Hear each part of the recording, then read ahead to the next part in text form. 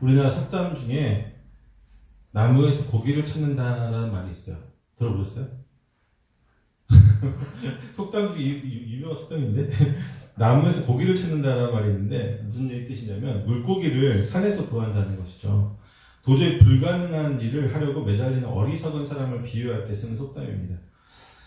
우리는 대도 않은 일에 매달리거나 혹은 과도한 욕심을 부리면서 열심을 내는 사람을 보게 되면 속으로 어떻게 생각해요? 그 사람 참 한심하다, 또 어리석다라고 하는 생각을 하게 됩니다. 하지만 정작 우리는 어떨 것 같아요? 우리는 한심하거나 어리석은 행동을 하지 않을까요? 우리는 어리석지 않고 모든 일을 매우 지혜롭고 합리적으로 행하고 있을까요? 라고 물어본다면 그렇지 않을 것입니다. 그렇죠? 때로는 우리도 역시 매우 어리석은 일을 행하기도 합니다. 심지어 그 어리석은 행동을 하고 스스로도 알고 있어요. 내가 정말로 어리석은 행동을 하고 있다, 그런 어떤 생각을 하고 있다라는 것을 알고 있음에도 불구하고 반복적으로 행하는 것이 바로 인간의 본성이라고 하는 것이죠. 우리의 어떤 연약함이죠. 그 중에서도 우리가 가장 어리석은 모습을 보일 때는 언제일 것 같아요, 여러분? 우리가 가장 어리석을 때. 잘 모르겠어요? 유혹에 넘어가. 유혹에? 왜 유혹이 넘어가죠? 탐심과 욕심이 이끌려. 탐심과 욕심이 왜 생기죠? 세상. 제가 볼 때 정말 어리석은 모습을 보일 때 언제냐면요, 눈앞에 당장 이익이 보일 때예요. 내 눈앞에 당장 이익과 관계된 어떤 일이 벌어지면 우리는 굉장히 어리석어집니다. 예를 들면 우리는 너무 당연하게 뱀의 유혹에 넘어간 이 하와를 어리석은 여인으로 생각을 하죠. 하지만 그러한 아내의 꼬임에 넘어가 같이 선악과를 먹은 아담 역시 우리는 정말 어리석다라고 또 한심하다라고 생각을 할 것입니다. 하지만 그 한순간의 선택의 실수로 인해서 그들의 인생을 전부 어리석은 것으로 치부해 버리기에는 사실 아담과 하와는 너무 위대한 인물이죠. 하지만 그 한순간의 그들은 하나님께서 직접적으로 만물의 경영을 맡긴 인물들이죠. 직접적으로 명받은 인물들이었고, 또 동물들의 이름을 직관적으로 지을 수 있는 지혜, 굉장한 지혜를 가지고 있었습니다. 또한 그들은 모든 인류의 조상들이었습니다. 심지어 그들은 우리처럼 원죄를 가지고 태어나지도 않았어요. 그렇죠? 원죄를 가지고 있지도 않았습니다. 우리의 지혜는 태어날 때부터 이미 죄로 오염되어서 불의를 위해 사용되지만 그들은 죄로 오염되기 이전에 순수했던 지혜를 소유하고 있었던 이들이었습니다. 그럼에도 우리가 감히 그들을 쉽게 어리석은 자들이라고 할 수 있는 것은 무엇일까요? 그들이 어리석은 선택을 했기 때문이죠. 하지만 그들은 어리석은 선택을 하였고 우리는 그들의 어리석은 선택으로 인해서 하나님의 은혜가 없이는 구원에 이를 수 없는 상태가 되었기 때문에 지금 우리 상태가 그런 상태죠. 우리는 그들을 어리석다 하고 원망하기도 합니다. 그렇다면 우리보다 더욱 뛰어난 지성을 소유했을 이 아담과 하와는 그런 어리석은 선택을 왜 하였던 것일까요? 뱀이 유혹을 했고 선악과의 실과가 먹음직스럽고 또 보암직도 하고 지혜로울 것만 같고 하는 그런 여러 가지 이유가 있었겠지만 가장 큰 이유는 사실은 근본적인 이유는 뭐냐면 이익 때문이었어요. 어떤 이익이에요? 눈이 밝아져 하나님과 같이 선악을 알게 될 거라고 하는 그 이익이 그 마음을 움직인 거예요. 그 얘기를 듣기 전까지는 선악과를 볼 때에 그냥 하나님 먹지 말라고 한 나무의 실과 하고 그냥 지나갔단 말이죠. 근데 뱀이 야 이거 먹으면 눈이 밝아져서 하나님과 같이 되어서 너가 선악을 분별하는 사람이 될 거야. 그랬더니 그때서야 선악과를 보니까 어때요? 보암직도 하고 먹음직도 하고 지혜로울 것 같고 바뀌잖아요. 탐욕은 언제 생겼어요? 이익 앞에서 탐욕이 생긴 거예요, 사실. 탐욕이 먼저 생겨서 이걸 찾은 게 아니라 어떤 이익이 나에게 주어진다고 하니까 그 상황에서 보게 되니까 탐욕이 나를 지배하게 되는 거죠. 결국 그 탐심은 선악과를 따먹는 행동으로 옮기는 동력이 되었고 어리석은 범죄를 저지르도록 만들었습니다. 그렇다면 우리는 어떨까요, 여러분? 똑같아요. 우리 역시 전혀 다르지 않죠. 너무나도 잘 알고 있죠. 평소에 매우 인격적이고 젠틀한 사람이라고 하더라도 우리가 볼 때에 저 사람은 정말 인격적이다, 젠틀하다, 어떤 되게 예의가 바른 사람이다 라고 하는 사람도 있잖아요. 그런 사람을 하더라도 자신의 내 앞에 직접적인 이익과 관계된 일이 벌어지면요 어떻게 저 사람 저럴 수 있지? 라고 할 정도의 비상식적인 행동들을 하거나 또는 굉장히 어리석은 결정을 내리는 것을 보게 됩니다. 특히나 그 이익이 눈에 보인다고 생각하면요. 어떨 것 같습니까, 여러분? 그래요. 내 여기 앞에 보여요, 이익이. 조금만 어떻게 하면, 내가 조금만 양심을 내려놓으면, 그쵸? 내가 조금만 양심을 내려놓으면 어떤 큰 거를 맞을 수 있을 것 같아요. 아니면 내가 조금만 욕심을 더 부리고, 내가 조금 어떤 사람들 배려하지 않고 나만의 욕심만을 채우려고 한다면 이것을 가질 수가 있을 것 같아요. 그런 생각이 든다면, 이상하게 사로잡히잖아요. 어떻게 되는지 아세요?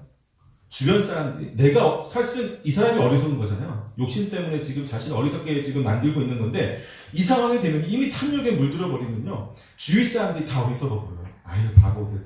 요렇게만 하면 이렇게 할 수 있는데. 요게 지금 할 수 있는 것들인데.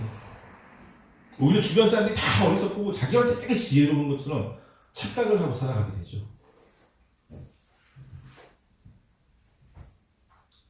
실제로는 누가 어리석은 사람이에요? 그 사람이 어리석은 사람이죠. 오늘 본문에 등장하는 이들이 바로 그러한 사람들입니다. 어리석은 사람들이죠.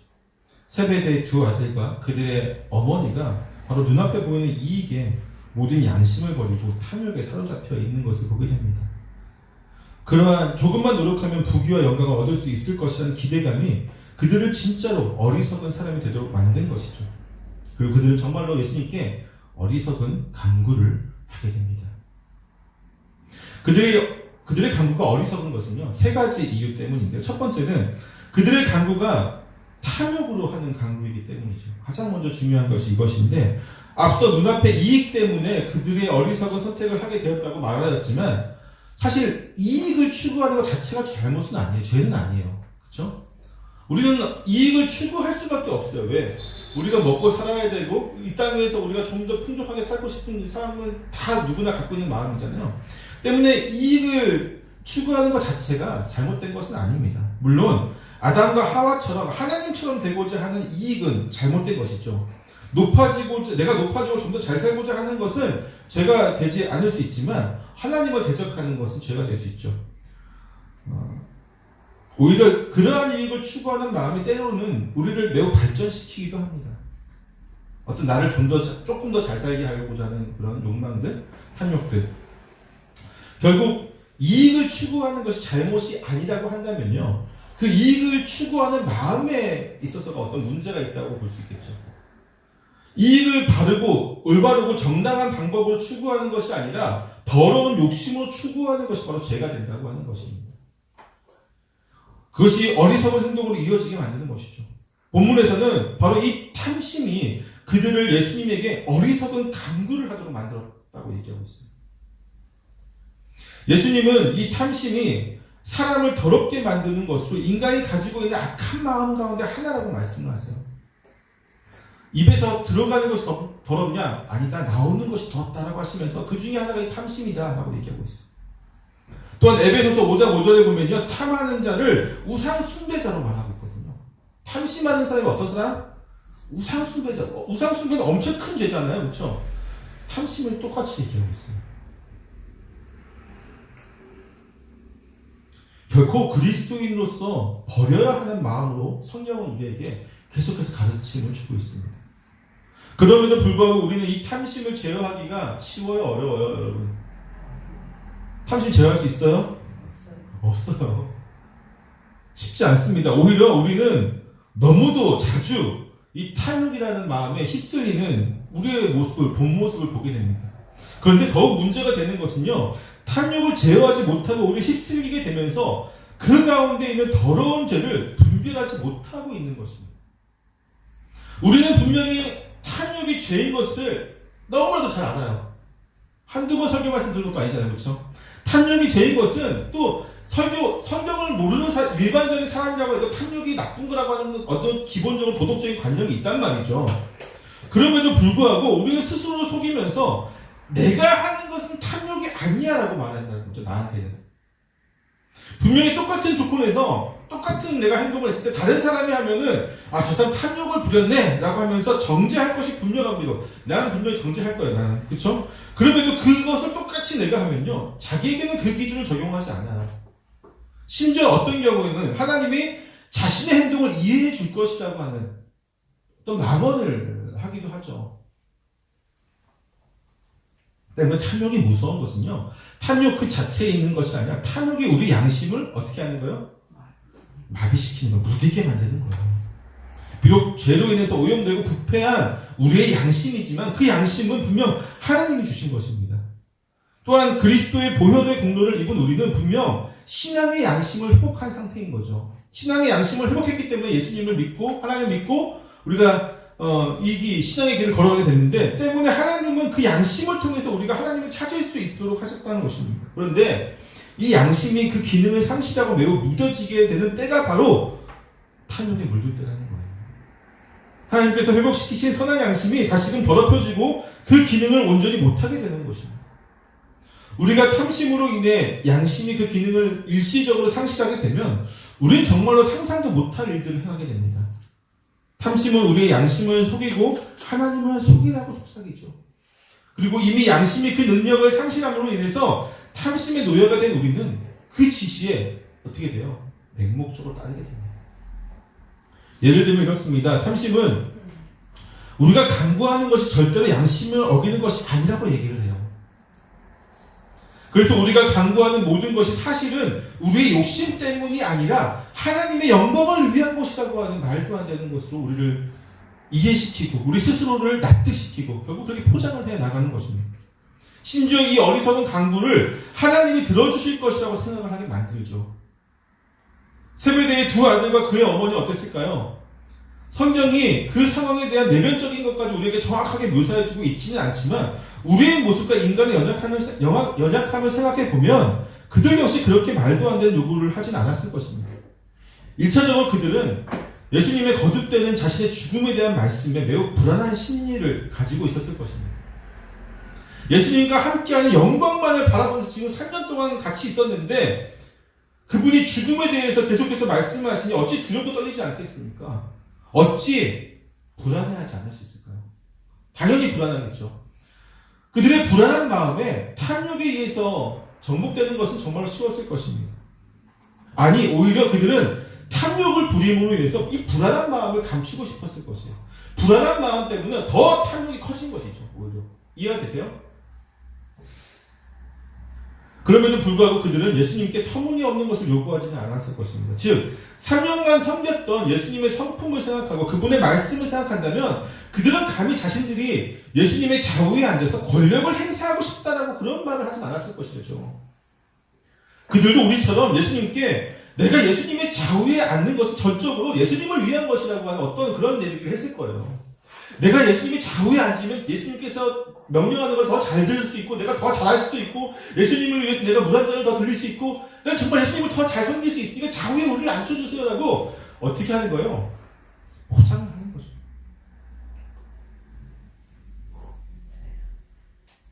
스스로도 그것이 진리인 것처럼 생각하면서 그렇게 한다는 것입니다. 그들이 가장 예수님의 수발을 잘 들어줄 수 있을 것이라고 하는 이런 말도 안 되는 것이 스스로도 아마 그렇게 납득을 하고 있을 것이라는 거죠. 탐욕에 의해서. 왜냐하면 우리도 그렇게 기도하고 있기 때문입니다. 마치 우리가 구하는 모든 것이 예수님을 위한 것처럼 말입니다. 실제로는 우리의 이익을 위한 것임에도 불구하고 매우 많은 사람들이 그렇게 기도를 하고 있어요. 가장 많이 이런 기도하는 사람 누구일까요? 누구일 것 같아요, 여러분? 이런 말 하면 좀 그렇긴 한데 사실 이런 기도를 제일 많이 하는 사람들은 목사들하고 사업가들입니다.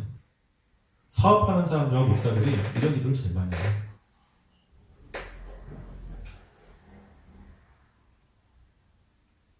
그런데 이미 탐욕에 의해서 양심이 그 기능을 상실한 상황에서는 아무리 이런 말씀을 들어도 깨닫지 못하죠. 오히려 더욱 자신은 주를 위해 행하는 것인데 다른 사람들이 사탄의 주구가 되어서 자신을 방해한다고만 생각할 뿐입니다. 이것이 진짜 문제예요. 두 번째로 이들의 강구가 어리석은 것은요, 자신을 제외한 다른 사람들을 분노하게 만드는 기도이기 때문입니다. 그들은 주님의 나라에서 하나는 우편에 하나는 좌편에 앉게 해달라고 지금 예수님께 간구하고 있습니다. 비록 이렇게 구하는 자신들은 양심의 화인을 맞아 현 상황을 제대로 볼 수 없겠지만 주변의 다른 제자들은 이들의 행태를 보고 있으면서 다 같이 함께 분노를 표출하고 있습니다. 이처럼 어리석은 간구는요, 주변의 많은 사람들을 분노하게 만든다는 것이죠. 그렇다고 그들의 분노가 내가 거룩하기 때문에 분노하는 것도 아니에요. 내가 거룩하기 때문에 저들의 간구가 정말로 어리석은 간구고 주님의 뜻에 어긋나는 간구기 때문에 저것을 정죄보다 마땅하다고 생각하면서 거룩한 분노를 하는 게 아니죠. 왜냐하면 이들도 똑같은 생각을 가지고 있었기 때문입니다. 하지만 도저히 양심에 거슬려서 그러한 간구를 감히 예수님께 하지 못하고 있었던 것인데, 아니면 시간을 재고 있었거나 감히 못하고 있는데 세베대의 두 아들과 그의 어머니는 너무나도 파렴치하고 당당하게 그러한 간구를 지금 하고 있는 것이죠. 마음은 있었지만 차마 하지 못한 것을 행하고 있는 것을 바로 행하도록 하는 것이 바로 탐심이고, 이것은 주변에 같은 탐심을 가진 이들을 분노하게 만듭니다. 또한 분노하는 이들 중에 몇몇은요, 자신이 먼저 간구하지 못한 것에 대해서 분노하고 있었을 것입니다.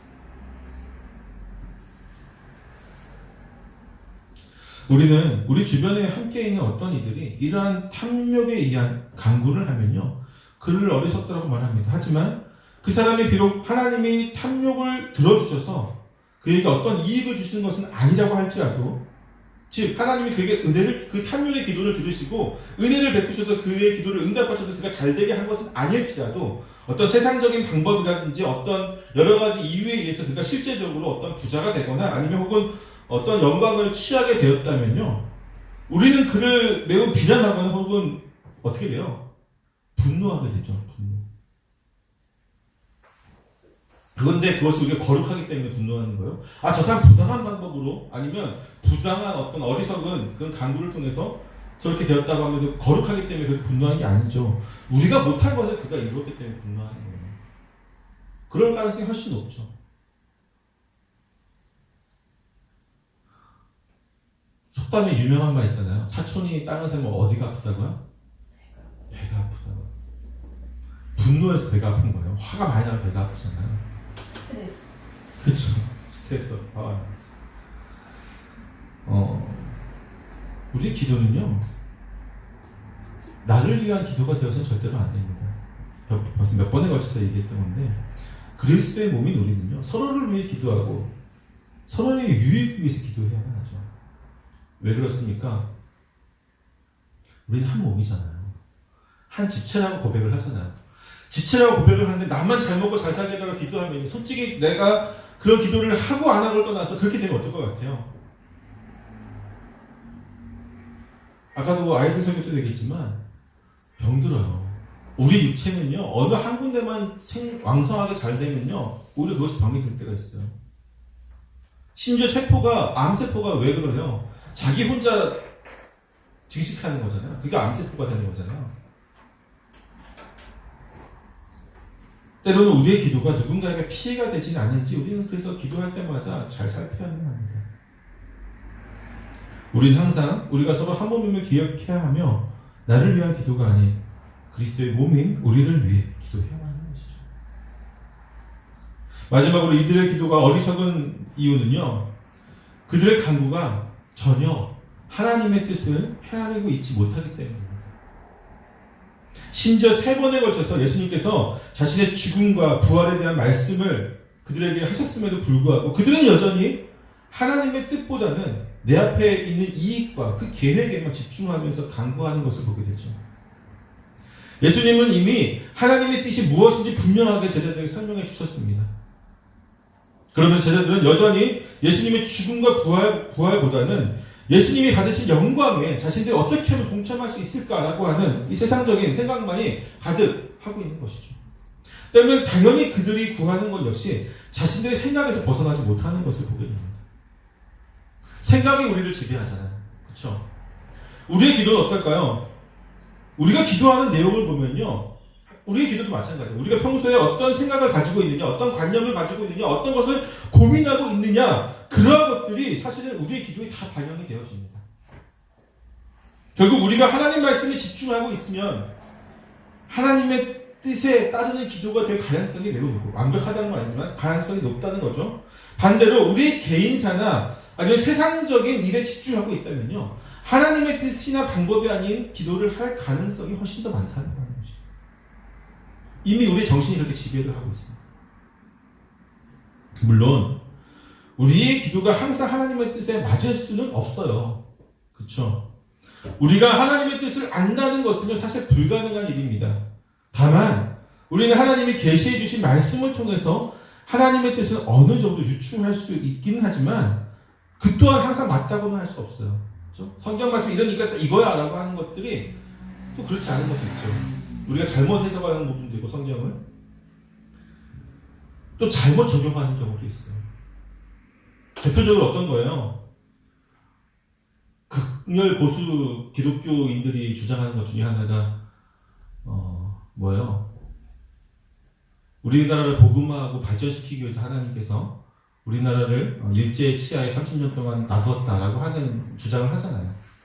그것도 성경을 굉장히 잘못 오해하고 복해하고 적용하고 있는 것이죠. 오히려 성경 말씀을 들어서 하나님의 뜻을 왜곡하는 범죄를 저지른 건데, 아무튼 우리는 항상 성경을 인용한다고 해서 옳은 것은 아니지만, 그렇다고 해도 우리는 하나님의 뜻을 성경에서 찾아야만 하겠죠. 그럼에도 우리는 기도해야만 하는 것입니다. 그래서 비록 우리가 잘못된 기도를 할지라도 하나님은 그 기도를 통해서 우리를 바른 길로 인도하시며 하나님의 뜻을 이루어 가시기 때문에, 우리는 비록 어리석은 기도를 할지라도, 물론 우리는 되도록이면 어리석은 기도를 하지 않기 위해서 노력해야 되겠지만, 때문에 어리석은 기도를 할까봐 두려워서 기도하지 않는 것도 굉장히 잘못이라고 하는 것이죠. 기도해야 돼요. 기도하는 가운데, 하지만 우리는 이런 기도도 해야 되는 거예요. 내가 비록 지금 구하는 것이 혹이라도 주의 뜻이 아니거나 어리석은 기도일지라도 주께서는 그것을 치료하셔서 하나님의 뜻대로 만들어가 달라고 하는 기도를 우리는 또 덧붙여야 되겠죠. 비록 우리가 잘못된 기도를 할지라도 하나님은 반드시 그 기도를 통해서 우리를 바른 길로 인도하십니다. 하나님의 뜻을 이루어 가십니다. 본문에도 그렇잖아요. 세베대의 두 아들과 그의 어머니가 예수님께 주님의 나라에서 자신들이 예수님의 좌우에 앉게 해달라고 하는 어리석은 간구를 하지만, 예수님은 그들의 간구가 잘못된 욕망에 기인하고 있다는 것도 알고 계시지만, 주님은 그들에게 이렇게 물으십니다. 너희는 너희가 구하는 것을 알지 못하는도다. 내가 마시려는 잔을 너희가 마실 수 있느냐? 이 두 아들이 뭐라고 대답해요? 네, 할 수 있나이다. 자, 이들이 알고 대답했어요? 모르고 대답했어요? 모르고 대답했어요. 예수님이 이들이 알고 대답할 거라고 예상하고 질문했을까요? 아니죠. 예수님도 알아요. 이미 이들의 머릿속을 가득 차 있는 탐심 때문에 내가 질문하는 요지도 모르고 이들이 내가 묻는 것에 대한 답도, 이들이 정말로 그 뜻을 이해하고 답하는 거 아닌 것을 알아요. 그럼에도 불구하고 예수님께서 그 응답을 하신다고. 내가 할 수 있나이다 하니까, 그래, 너희들이 내 잔을 먹을 것이다 라고 말씀해 주시잖아요. 그렇죠? 비록 우리는 어리석기 때문에 잘못 구하고 잘못된 것을 또 구하는 것을 우리가 알지도 못하는 경우도 있어요. 그러나 하나님은 절대 우리를 그렇게 그냥 내버려 두시지 않는다고 하는 것입니다. 우리 주님은 비록 우리의 어리석은 기도를 할지라도 바르게 응답하여 주십니다. 우리는 바로 그 주님을 믿고 의지하며 기도해야만 합니다. 감사의 기도를 드려야 하고 영광과 찬송의 기도를 드려야 합니다. 그리고 참된 간구를 함으로 그분의 기뻐하신 응답을 받아야만 합니다. 사랑하는 성도 여러분, 오늘 설교를 통해서 나는 절대로 세베대의 두 아들이나 그의 어머니와 같은 어리석은 기도를 드리지 않을 것이다 라고 다짐한다면요, 그것은 오히려 우리의 기도를 막는 어떤 수단이 되어질 수도 있습니다. 결코 그렇게 스스로를 얽매이지 마세요. 왜냐하면 우리는 이 땅에 살아가는 동안 어리석은 존재이기 때문이죠. 때문에 우리는 언제든지 어리석은 행동과 생각을 할 수밖에 없습니다. 결국 우리는 어리석은 기도를 하나님께 드릴 수밖에 없는 존재라고 하는 것이죠. 다만 우리는 항상 이러한 실수를 최소한으로 줄이기 위해서 말씀을 의지해서 기도를 해야 하겠죠. 또한 나를 위해서가 아닌 그리스도의 몸된 교회와 이웃을 위해서 기도해야 할 것입니다. 그리할 때 우리 주님께서는 우리에게 가장 바른 답을 주실 것이고 우리는 또한 야고보와 요한처럼 그분의 뜻을 정확하게 모르지만 아멘으로 답하면서 그분의 인도하시는 그 길을 우리는 걸어가게 될 것입니다. 사랑하는 성도 여러분, 기도해야 돼요? 하지 말아야 돼요? 해야 되죠, 그렇죠? 기도하는 저와 여러분 되기를 축원합니다. 우리가 어떠한 기도를 하더라도 주님께서 우리를 바르게 인도하실 것입니다. 기도하겠습니다.